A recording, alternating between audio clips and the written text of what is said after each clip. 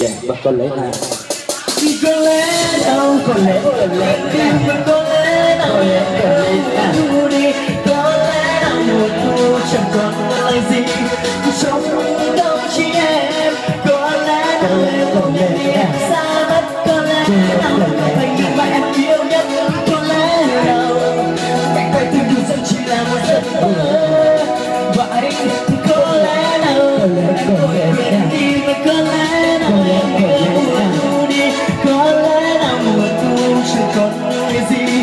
trong tâm trí em có lẽ nào em không nhận đi xa có lẽ nào anh không nghĩ mà em yêu nhất có lẽ nào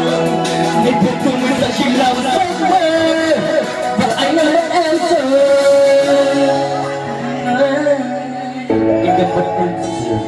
vâng và xin cảm ơn tao đi tít tít nè